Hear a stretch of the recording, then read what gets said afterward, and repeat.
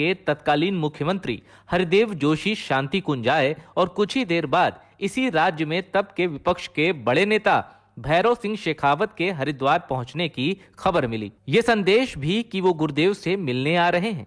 ये 1977 के शुरुआती दिनों की बात है। जनवरी का महीना था। शेखावत जी तब राज्यसभा के सदस्य थे। देश में इमरजेंसी थी। कुछ महीने पूर्व केंद्र सरकार ने लोकसभा की अवधि 1 साल के लिए और बढ़ा दी थी और आम चुनाव साल भर के लिए टाल दिया था। शेखावत जी तब मध्य प्रदेश से राज्यसभा सांसद थे और राजस्थान में जनसंघ की रीढ़ समझे जाते थे।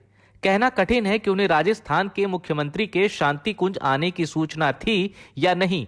यही बात हरिदेव जोशी के लिए भी कही जा सकती है। लेकिन शांति कुंज के जीवन साधना सत्र में शामिल परिजनों का मानना था कि यह सिर्फ संयोग ही नहीं है। इस मिलन के लिए नियति का कोई विधान या गुरुदेव की कोई सूक्ष्म प्रेरणा विद्यमान थी। उन दिनों और आज भी सत्ता पक्ष और विपक्ष के नेता एक दूसरे संगठनों के सिद्धांत, नीतियां और कार्यक्रमों के कठोर आलोचक होते हैं। कभी कदा तो ये विरोध वैर और शत्रुता जैसा दिखाई देने लगता है। विरोध और आलोचना के जैसे संदेश सामने आते हैं। उन्हें देखते हुए तो यही लगता है कि नेताओं में भी 36 का आंकड़ा रहता है। कुछ हद तक ये बात सही भी है।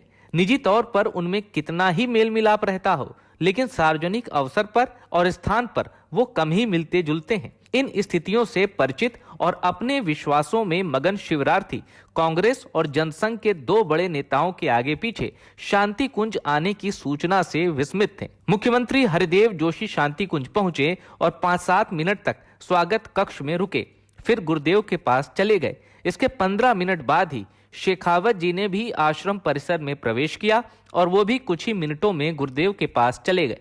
शांति कुंज पहुंचने पर उन्हें पता चल गया कि जोशी जी भी आए हुए हैं।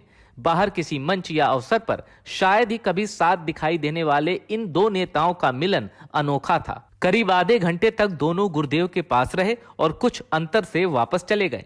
उन्होंने गुरुदेव से क्या बातचीत की, कुछ नहीं पता। इस बारे में आश्रम से कोई सूचना या विज्ञप्ति भी जारी नहीं हुई। वरिष्ठ कार्यकर्ताओं से किसी ने पूछा तो यही उत्तर मिला कि मंदिर में जिस तरह कोई भी व्यक्ति आ जा सकता है, गुरुदेव के परिसर में उससे भी ज्यादा उन्मुक्त मन से कोई भी प्रवेश कर सकता है। इस मुलाकात के 3 सप्ताह बाद राजस्थान सरकार ने 2 निर्देश जारी किए। पहला निर्देश ब्याह शादियों में अनाप शनाप खर्च को रोकने के लिए था। उसमें 1 हद के बाद पुलिस प्रशासन को हस्तक्षेप करने की छूट दे दी गई थी। दूसरे निर्देश में धार्मिक स्थलों पर किसी को भी आने जाने से रोकना आपराधिक करार दे दिया गया था। यद्यपि दलित समाज के लिए मंदिर प्रवेश का कानून पहले से मौजूद था, लेकिन नए निर्देश में उसे प्रभावी ढंग से लागू करने के लिए प्रशासन को कुछ अधिकार दिए गए थे। ब्याह शादियों के मामले में तो बारातियों की संख्या 20 से ज्यादा नहीं रखने और दावत में 50 से ज्यादा लोग न बुलाने की मर्यादा तय थी। 1977 के चुनाव के पहले ही नहीं, आपातकाल के दिनों में भी गुरुदेव के पास कई राजनीतिक दलों के शीर्ष नेताओं का आना जाना बढ़ गया था। इनमें से कई नेताओं को लगता था कि गुरुदेव अगर उनके दल या उन्हें समर्थन दे दें तो चुनाव में बड़ा फायदा होगा, लेकिन गुरुदेव ने किसी को समर्थन नहीं दिया। जो भी उनसे मिलने आता, गुरुदेव कहते, राजधर्म के निर्वाह पर चलो। हमारे YouTube चैनल शांति कुंज वीडियो